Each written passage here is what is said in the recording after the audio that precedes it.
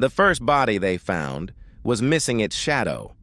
That was how Sheriff Dalton described it over the phone, and for a long time I figured he'd simply chosen poor words. Grief has a way of making people exaggerate. By the time I reached Black Briar, a forgotten mountain town tucked between endless ridges of hardwood forest, I understood exactly what he meant. The boy's body lay beneath a stand of white oaks just outside town. The morning sun had already climbed over the eastern ridge, washing everything in pale autumn light. Leaves shimmered with dew. Every tree cast a long shadow across the forest floor, except the one beneath the boy. I stood there for nearly a minute before speaking. "Who moved him?" "No one," Dalton answered. "You photographed the scene?" He nodded toward a deputy fumbling with a disposable Kodak camera. "Soon as we found him." I crouched beside the body, 16 years old. No obvious wounds. Fingernails packed with dirt. Eyes open so wide they looked painful. The earth beneath him wasn't brighter than the surrounding ground. It wasn't darker. It simply refused to hold a shadow. I shifted my own boot into the empty patch. My shadow stopped at the edge like it had struck an invisible wall. I stepped back without saying a word. Dalton noticed. "You've seen something like this before?" "No." He looked relieved for exactly half a second. Then he realized what I'd actually meant. Not that I'd solved it. That whatever this was, it was new. People around Black Briar called me a detective because it sounded better than the truth. Officially, I worked missing persons and unusual homicides for a consulting agency out of Lexington. Unofficially, county sheriffs called me whenever reality started slipping around the edges. I'd investigated disappearances where footprints simply stopped. Families who insisted dead relatives had been visiting for years. An abandoned church where every clock inside had frozen to the same second despite being manufactured decades apart. Most cases had explanations. Some didn't. You learn not to argue with either outcome. The road into Black Briar wound through dense Appalachian foothills that swallowed radio stations one by one. The last voice I'd heard before static consumed everything belonged to a weather announcer warning of clear skies. The clouds rolling above me ignored him. Dark gray masses hung low over the mountains without moving. They'd remained in exactly the same place for nearly 40 miles. I stopped paying attention after that. When you've done this long enough, you learn something simple. Nature rarely breaks its own rules, but something else can.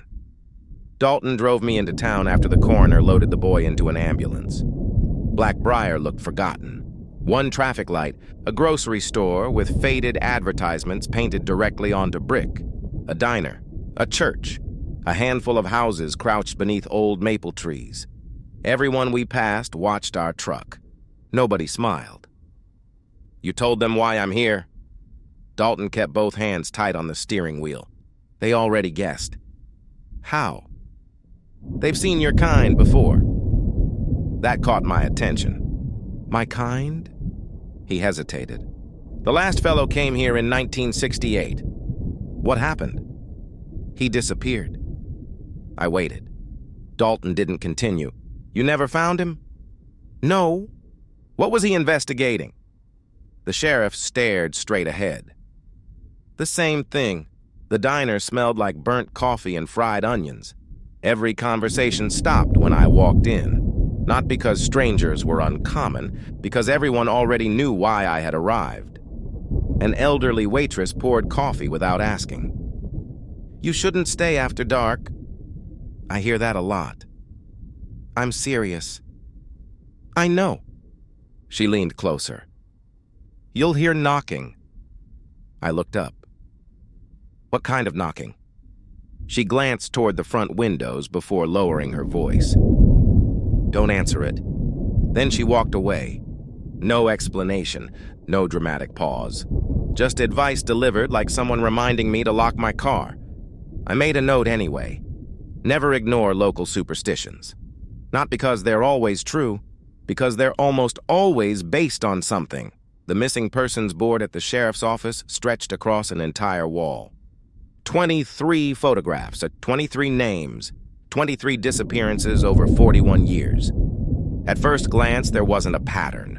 Different ages, different occupations, men, women, teenagers, even a retired school teacher. Then I noticed every date, late October, every single one, not always the same day, always within the same week. Dalton watched me notice. "We're 3 days early." Early for what? He swallowed. The rest. By evening, I had spoken with nearly half the town. Most interviews ended the same way. People started talking, then stopped themselves. One old farmer refused to leave his porch. A mail carrier insisted the woods had new paths every fall. A woman claimed she'd watched something standing among the trees that looked exactly like her husband, while her husband slept beside her. Everyone agreed on only one thing. After sunset, stay inside. Lock every door. Ignore anything calling your name, especially if the voice belonged to someone you loved. I rented the only motel room in town. It overlooked the tree line. The room hadn't changed since the 70s. Wood panel walls, an old rotary phone, a television with rabbit ears that displayed nothing but static. I unpacked slowly. Journal, camera, flashlight, revolver, extra ammunition. Not because bullets solve everything, because sometimes they solve enough. The motel owner knocked just before dark. He handed me a small brass bell. I frowned. I didn't ask for this. I know. What is it? My grandfather said if you hear footsteps outside your room. He paused. Ring that once. What does it do? I don't know. Then why carry one? He looked genuinely confused. Because my grandfather told me to. He walked away before I could ask another question. Darkness settled over Black Briar unnaturally fast. The forest vanished. No twilight, no gradual fade. 1 minute I could see the trees. The next, they had become a solid black wall beyond the motel parking lot. Even the insects stopped. No crickets, no frogs, nothing.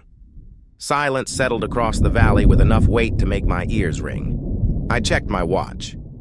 8:17 p.m. The second hand stopped moving. I tapped the crystal. Nothing. The battery had been replaced 2 weeks earlier. Then the motel phone rang. One sharp metallic chime. I lifted the receiver. Only breathing, slow. Patient, not human. The line clicked dead. A few seconds later, someone knocked. 3 slow taps against the motel door. Not loud, almost polite.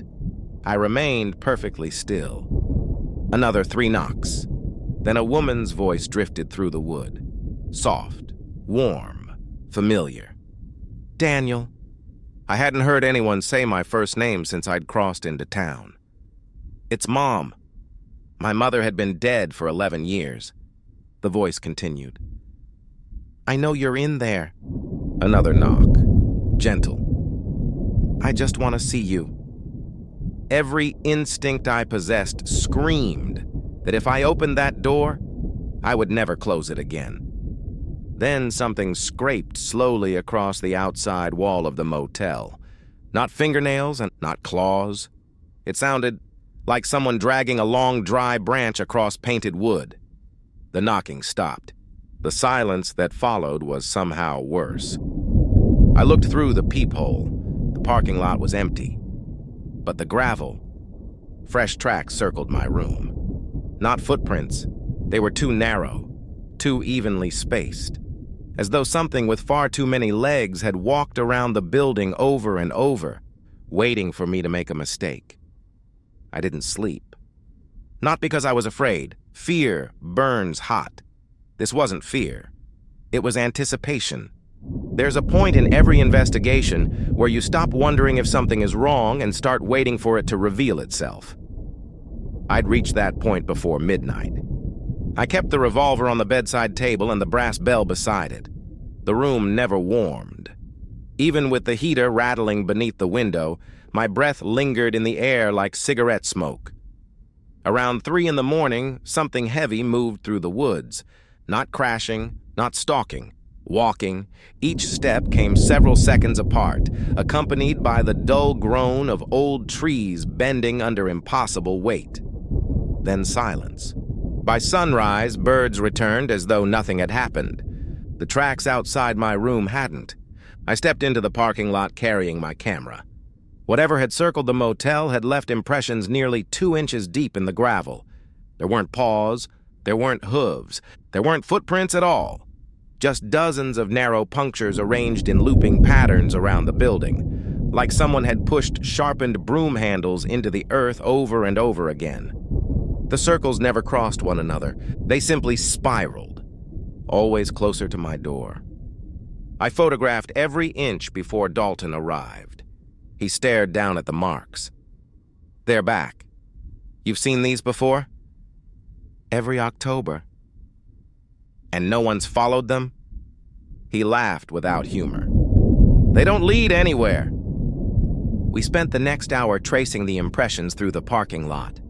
The moment they reached asphalt, they disappeared. Not faded. Stopped. As if whatever made them had simply ceased to exist. The county records office occupied the basement of the courthouse. The woman working there had shelves of neatly labeled ledgers dating back nearly a century. When I asked about disappearances, she frowned. You aren't looking for missing people. No? You're looking for old newspapers. She disappeared between dusty shelves before returning with 6 bound volumes. Start in 1957. Why that year? Because that's when people stopped talking. I opened the first volume. October 24th. Local hunter missing. No body recovered. The article mentioned search parties finding abandoned rifles stacked neatly against trees. 3 years later, 2 sisters vanished while walking home from church. Their shoes were discovered side by side in the middle of the road. Perfectly clean, no tracks, no signs of struggle. Volunteer firefighters disappeared during a brush fire. Witnesses claimed they had walked calmly into the smoke. A deputy sheriff vanished while responding to reports of livestock wandering onto the highway. His patrol car was found idling. Driver's door open, coffee still warm. Every story ended the same way. No explanation, no suspects, no bodies. Until this year, the boy beneath the oaks, the first victim ever returned. You're asking the wrong question. The voice came from behind me. I turned to find an old man standing near the archive doorway. Thin, weathered, gray beard hanging nearly to his chest. He leaned on a carved walking stick polished smooth from decades of use. What question should I ask? He smiled. Not what took them. He stepped closer. You should ask why it brought one back. His name was Elias Mercer. Everyone in Black Briar knew him. Nobody seemed eager to interrupt him. We sat on the courthouse steps while the afternoon wind carried leaves through the empty streets. I was 12, he said quietly. The first time I heard it. Heard what? The calling. He didn't look at me. You'll think it's someone you trust. I've heard that already. No. He shook his head. You've heard the warning. His eyes finally met mine. You haven't heard the truth. The truth is, it doesn't imitate voices. He paused. It remembers them. A cold knot settled in my stomach. What do you mean? My father died in Korea. Elias stared toward the mountains. When I was 12, he came home.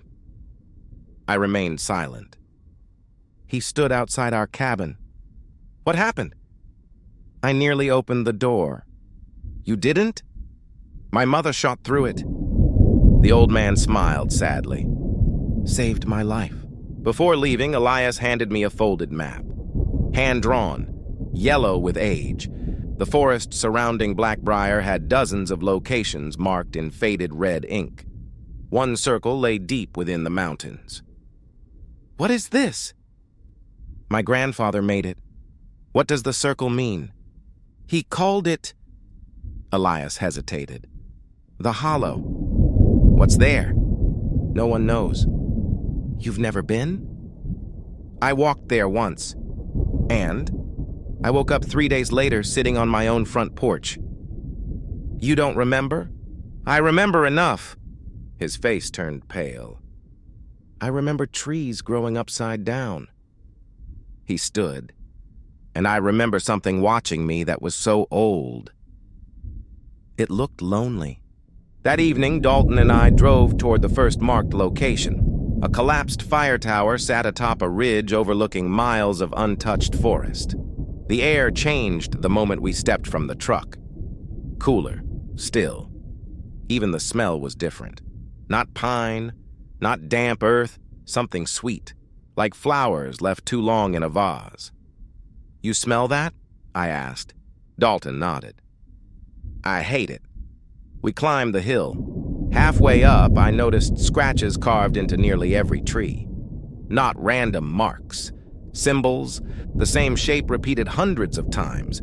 A circle, split by 6 thin lines. Someone had carved them with careful precision.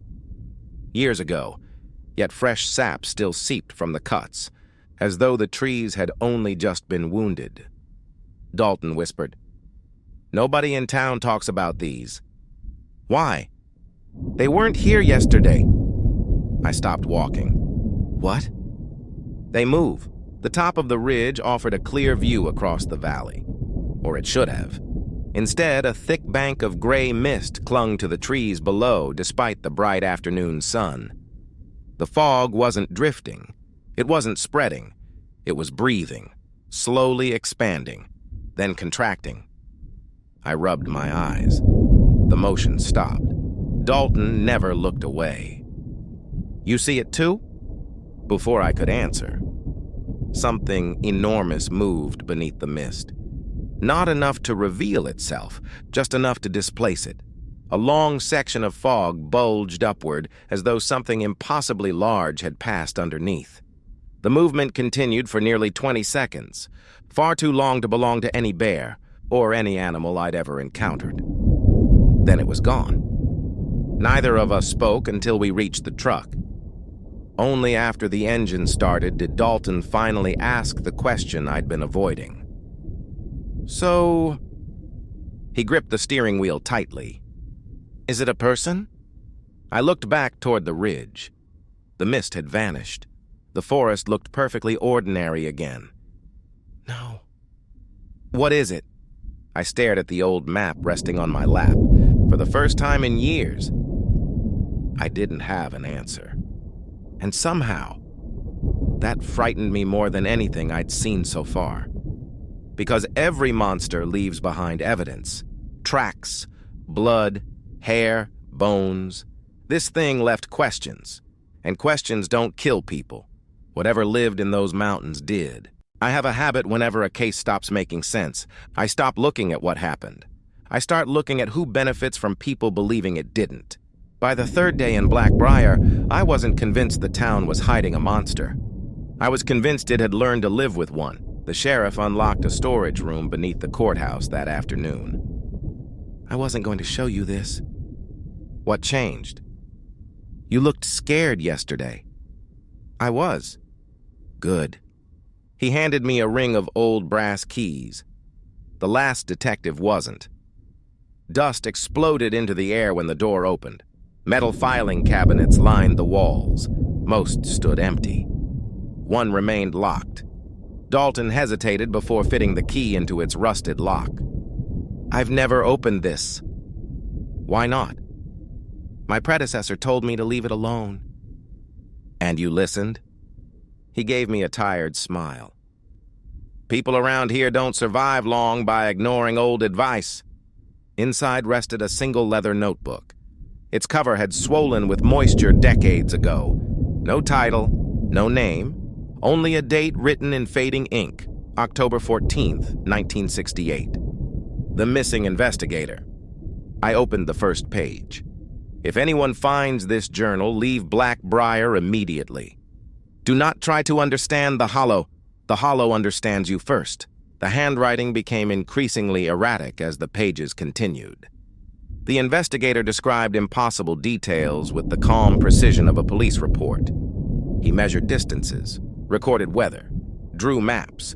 Then, gradually, the maps stopped agreeing with one another.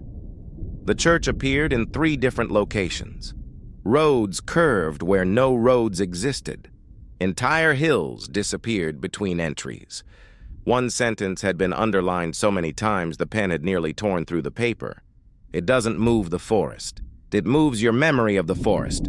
I read it 3 times, then a 4th, because part of me already knew it was true. Daniel. Dalton looked over my shoulder. You've gone pale. I pointed to the map. Where's the old Miller Bridge? He frowned. North of town. No. I turned the journal toward him. According to this, it crosses Briar Creek west of here. It never has. You sure? He laughed. Positive. We drove there anyway. The bridge existed exactly where the journal claimed. Old timbers, iron railings, collapsed in the middle, covered in vines. Dalton stopped the truck so abruptly the engine stalled.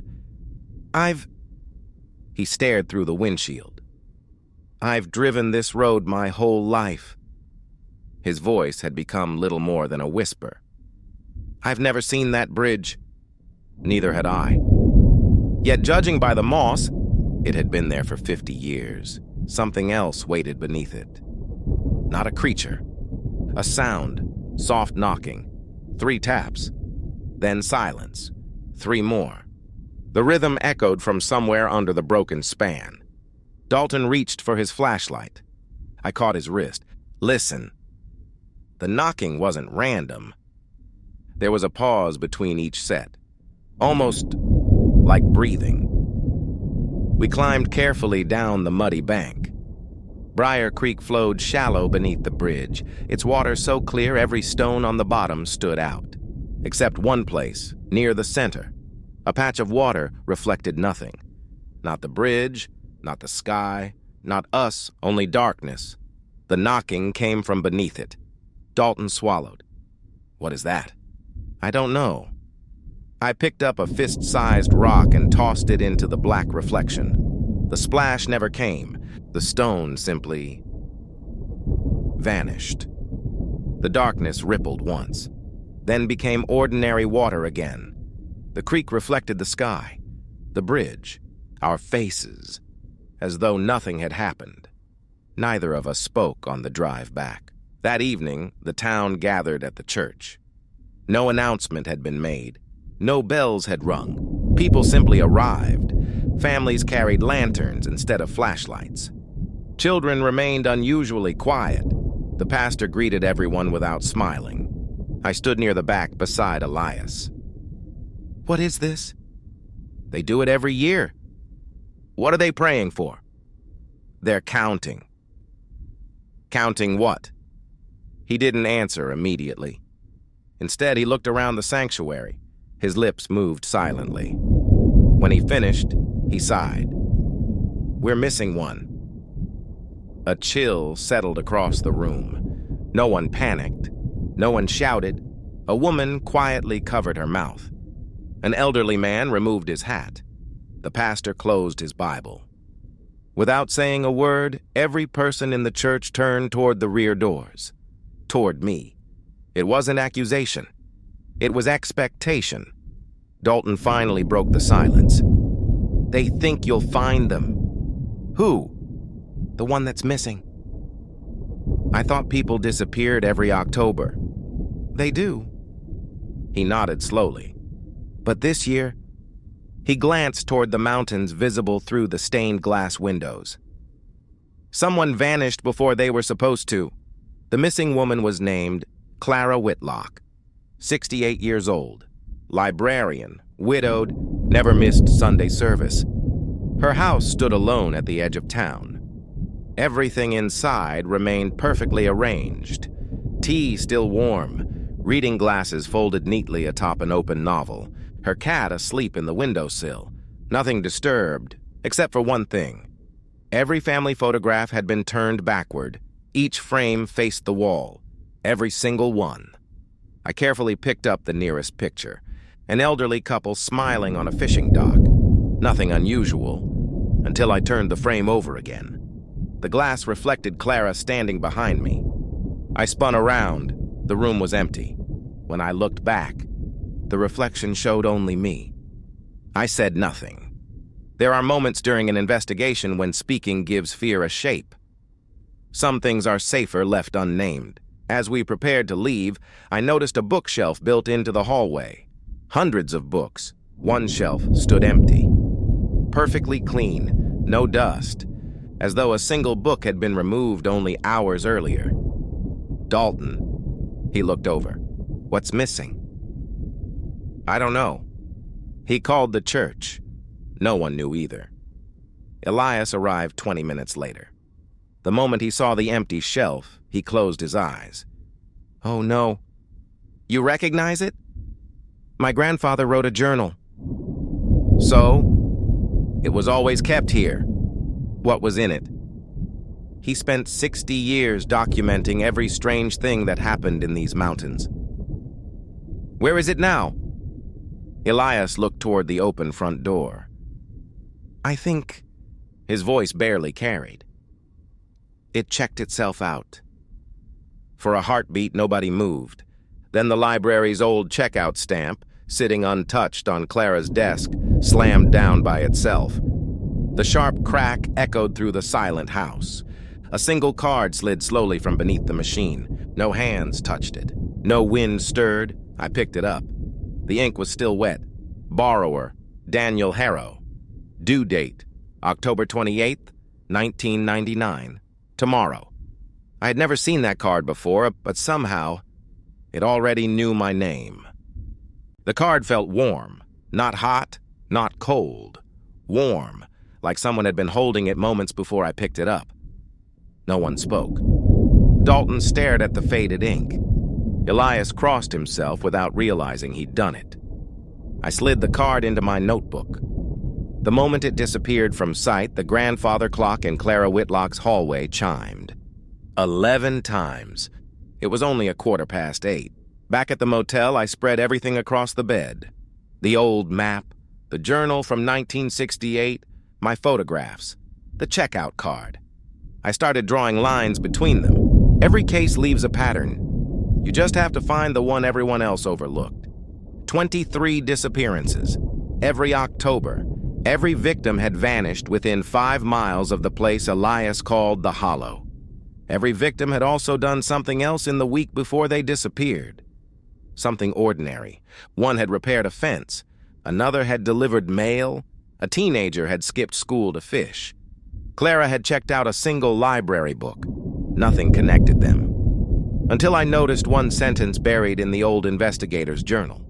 It doesn't choose people. It notices when people notice it. I read the line again, then looked around the room, slowly, deliberately. The curtains hadn't moved. The television still hissed with gray static. The brass bell sat untouched beside the lamp. Yet I couldn't shake the feeling that someone had just finished reading over my shoulder. At dawn, I drove back to the library alone. The town was unusually quiet, not empty, watching. Curtains shifted. Front doors cracked open. People didn't wave. They simply followed me with their eyes until I disappeared around the next corner. Inside, the library smelled of old paper and cedar. Rows of shelves stretched beneath humming fluorescent lights. The new librarian, a young woman named Maggie Collins, looked exhausted. You didn't sleep either? She managed a weak smile. Nobody sleeps much this week. I showed her the checkout card.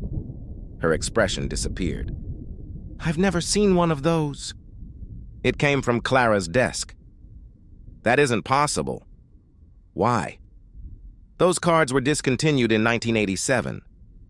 She led me into a back office and unlocked a narrow cabinet. Inside sat hundreds of blank checkout cards, all identical. Except for one detail. None had a due date printed on them. Only the one in my pocket did. While Maggie searched old circulation records, I wandered into the local history section. Most shelves held predictable titles: coal mining, regional wildlife, Civil War letters. Then I noticed a gap. One missing book. Fresh dust outlined its shape. Exactly the width Elias had described. I ran a finger across the empty space. A folded slip of paper had been tucked behind the missing volume. 3 words. Look lower still. Nothing else. The basement stairs creaked beneath my weight. Every library has a different silence. Most feel peaceful. This one felt occupied. The air grew colder with each step. The basement lights flickered awake one at a time, revealing old newspapers, filing cabinets, and forgotten furniture covered with white sheets.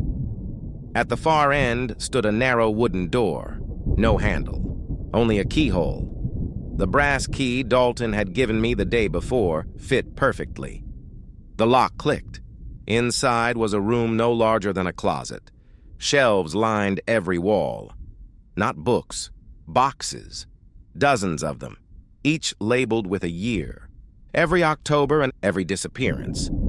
I opened the nearest box. Inside were personal belongings recovered during failed searches. A pocket watch, a wedding ring, children's marbles, letters, eyeglasses, items families had never received back. At the bottom lay something unexpected. Audio cassette tapes, each carefully dated. One caught my eye.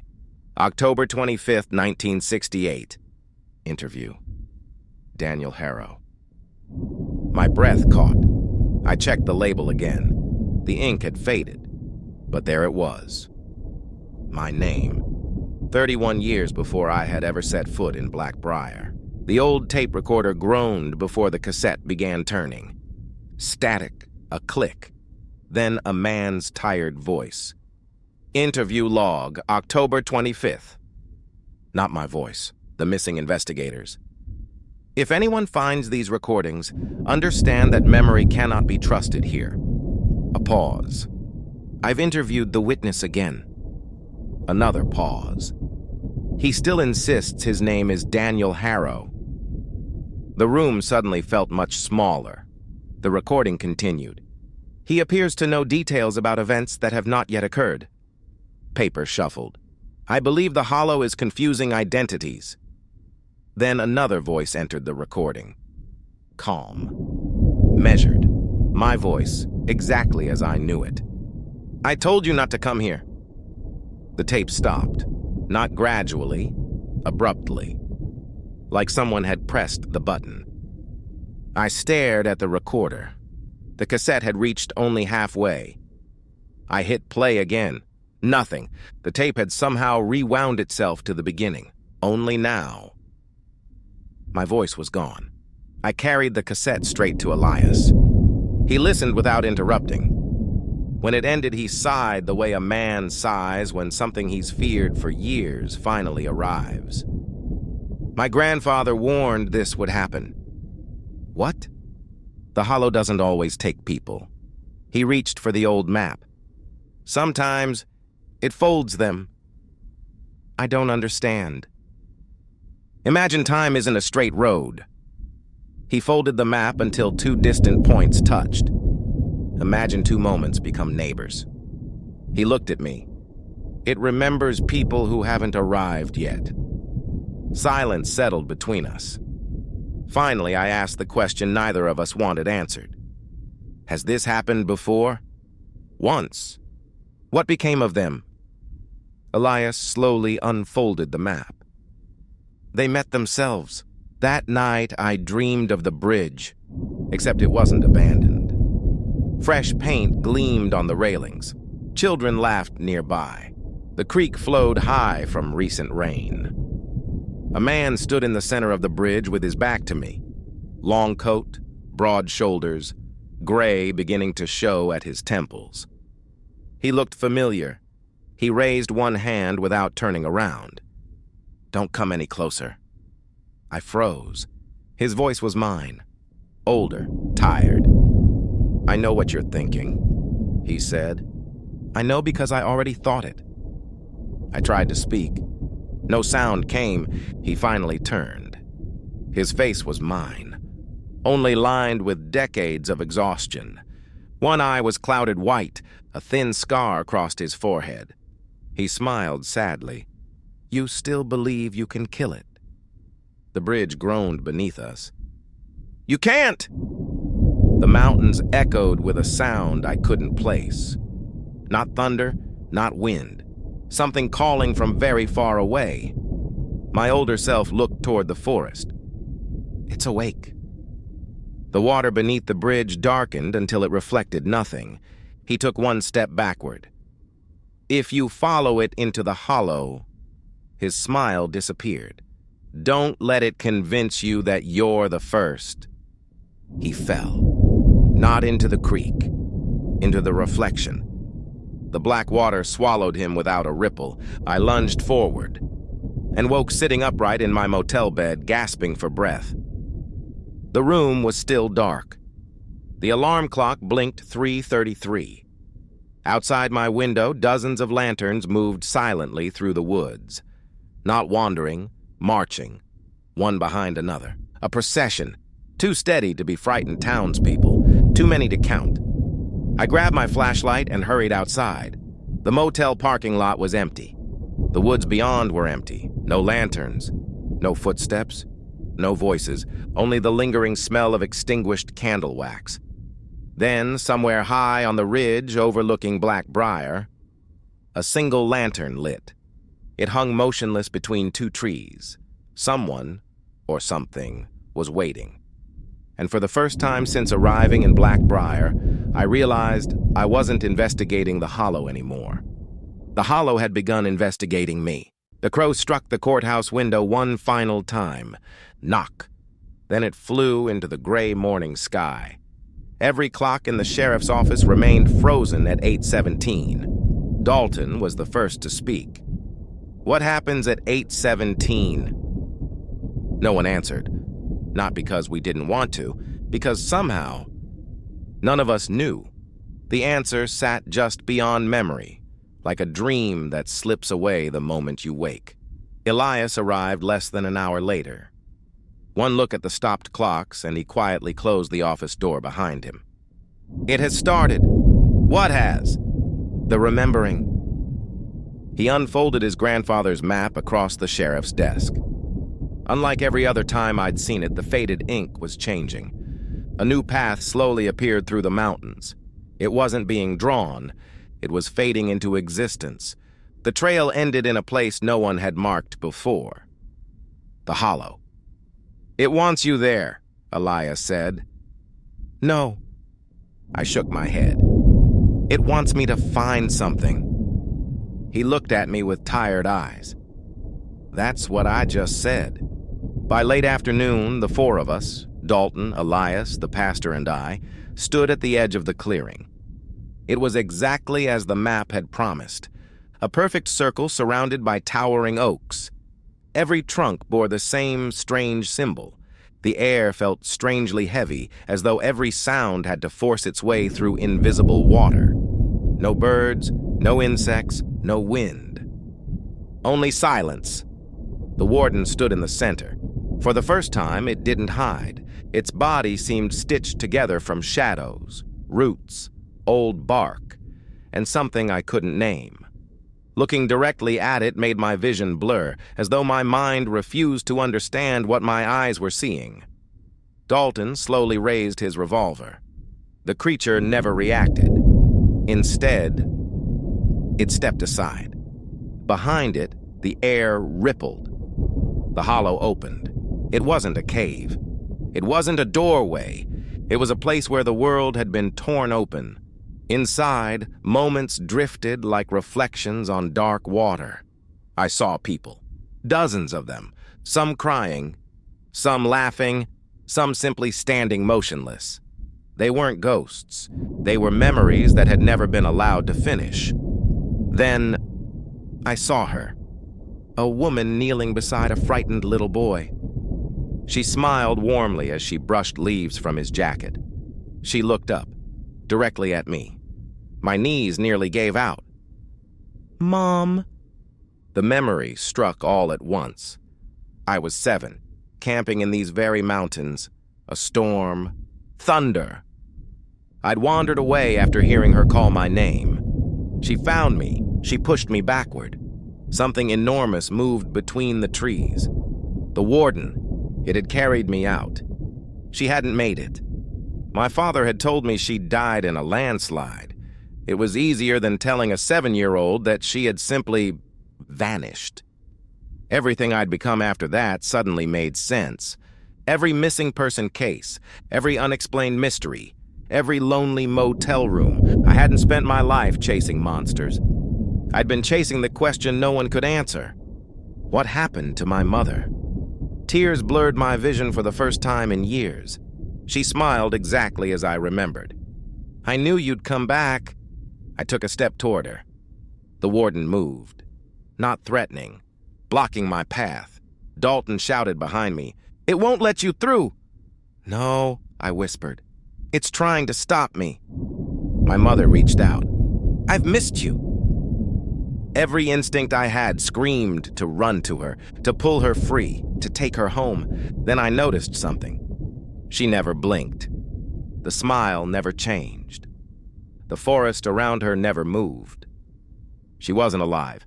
She was the memory the Hollow had stolen from the world. Elias quietly spoke behind me. "If you enter, you become another memory." The realization hit harder than anything else. The Hollow didn't kill people. It kept them, perfectly preserved, forever unfinished. The Warden hadn't been imprisoning them. It had been keeping the tear from growing, keeping everyone else out. For decades, the town had mistaken its guardian for its monster. I looked at the Warden for the first time. I wasn't afraid. It lowered its enormous head, almost like a tired old soldier, waiting, not for permission, for help. I finally understood. The Hollow wasn't closing because part of it still belonged to me. The day my mother saved my life, I had crossed into it. A piece of my memory had remained inside ever since. The tear had stayed open because I was unfinished. I looked one last time at my mother. She smiled gently. "You were never supposed to remember me forever." My chest tightened. "I don't want to lose you again." "You already did." She reached toward me. "But you didn't waste the life I gave you." I couldn't speak. She smiled through tears that never fell. "I'm proud of the man you became." I closed my eyes. Then I stepped away from her, toward the Warden. The creature extended one impossibly long hand. I placed mine against it. The world exploded into light. Every tree in the clearing shuddered. The strange symbols burned like white fire before dissolving into ash. A sound rolled across the mountains, not a roar. A deep breath finally released after centuries. The Hollow folded inward. The rippling tear grew smaller. My mother's smile never faded. She simply raised one hand in farewell. Then she, and every trapped memory behind her, became countless points of golden light drifting upward through the trees. Gone. The clearing fell silent. The Warden looked at me one final time. Its impossible shape slowly unraveled into roots, leaves, and dust carried away on the autumn wind. Its watch had ended. When we returned to Black Briar, something had changed. People laughed again. Children played outside after sunset. Dogs wandered without fear. For the first time anyone could remember. October passed without a single disappearance. Months later, I visited my father's house. While sorting through old photographs, I found one from the camping trip. There I was, 7 years old, standing beside my father. An empty space stood between us. Someone had been cut from the picture. I stared at it for several minutes. I knew someone belonged there, someone important, someone I had loved with all my heart, but I couldn't remember who. On the back, in my own handwriting, were 5 words. She was worth remembering anyway. I smiled without understanding why. Outside, an autumn breeze rustled through the trees. For just a moment, I thought I heard 3 gentle knocks echo somewhere deep in the mountains.